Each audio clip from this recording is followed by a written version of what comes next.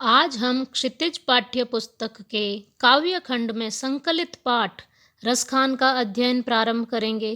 तो आइए सबसे पहले हम रसखान का जीवन परिचय देखते हैं, जो इस प्रकार है।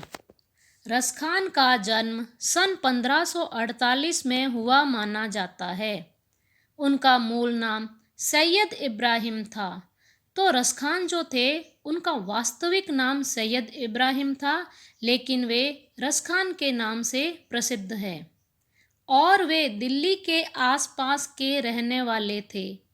कृष्ण भक्ति ने उन्हें ऐसा मुग्ध कर दिया। मुग्ध शब्द का अर्थ होता है मोहित कर दिया। तो कृष्ण भक्ति ने उन्हें ऐसा मोहित कर दिया कि गोस्वामी विट्ठलनाथ से दीक्षा ली। तो कृष्ण भक्ति के प्रति वो इतना मोहित हुए कि उन्होंने जो गोस्वामी विट्ठलनाथ थे उनको गुरु के रूप में स्वीकार किया, उनसे दीक्षा ली। तो गोस्वामी विट्ठलनाथ जो थे वो रसखान के गुरु थे और ब्रजभूमि में जा बसे। सन 1628 के लगभग उनकी मृत्यु हुई। सुजान रसखान और प्रेम वाटिका उनकी उपलब्ध कृतियां हैं। तो ये जो दो नाम दिए गए हैं ये रसखान की उपलब्ध प्राप्त हुई कृतियों के नाम हैं।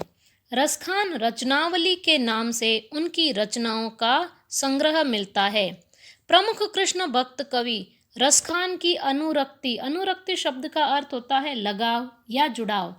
तो प्रमुख कृष्ण भक्त कवि रसखान की अनुरक्ति न केवल कृष्ण के प्रति प्रकट हुई है, बल्कि कृष्ण भूमि के प्रति भी उनका अनन्य अनुराग व्यक्त हुआ है। अनन्य शब्द का अर्थ होता है जिसके समान कोई अन्य न हो, और अनुराग शब्द का अर्थ होता है प्रेम। तो इस वाक्य में यह कहा गया है कि जो प्रमुख कृष्ण भक्त कवि रसखान थे उनका लगाव केवल कृष्ण के प्रति ही नहीं था, बल्कि कृष्ण की भूमि के प्रति, ब्रज भूमि के प्रति भी उनका अनन्य अनुराग जो है, अनन्य प्रेम जो है वह व्यक्त हुआ है। उनके काव्य में कृष्ण की रूप माधुरी, ब्रज महिमा, राधा कृष्ण की प्रेम लीलाओं का मनोहर वर्णन मिलता है। मनोहर शब्द का अर्थ होता है मन को हरने वाला या मन को मोहने वाला। वे अपनी प्रेम की तन्मयता, भाव विह्वलता और आसक्ति के उल्लास के लिए जितने प्रसिद्ध है, उतने ही अपनी भाषा की मार्मिकता, शब्द चयन तथा व्यंजक शैली के लिए। कहने का अर्थ यह है कि केवल भाव पक्ष ही नहीं, उनके काव्य की भाषा भी बहुत ही प्रभावी है।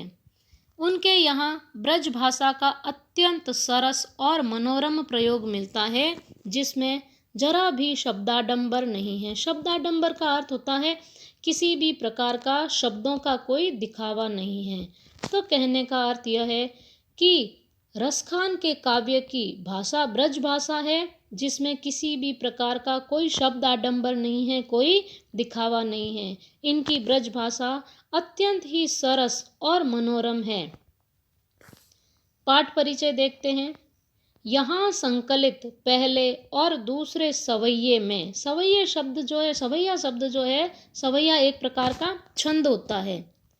यहाँ संकलित पहले और दूसरे सवैये में कृष्ण और कृष्ण भूमि के प्रति कवि का अनन्य समर्पण भाव व्यक्त हुआ है। तीसरे छंद में कृष्ण के रूप सौंदर्य के प्रति गोपियों की उस मुग्धता का चित्रण है जिसमें वे स्वयं कृष्ण का रूप धारण कर लेना चाहती है। चौथे छंद में कृष्ण की मुरली की धुन और उनकी मुस्कान के अचूक प्रभाव तथा गोपियों की व्यवस्था का वर्णन है। तो इस रसखान पाठ में रसखान के 4 सवैये दिए गए हैं। अब हम रसखान का संक्षिप्त जीवन परिचय देखते हैं। रसखान का मूल नाम सैयद इब्राहिम था।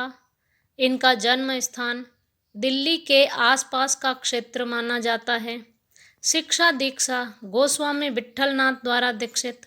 कर्म भूमि ब्रजभूमि रही है। कृतियाँ सुजान रसखान, प्रेम वाटिका, एवं रसखान रचनावली, जो इनकी रचनाओं का संग्रह था।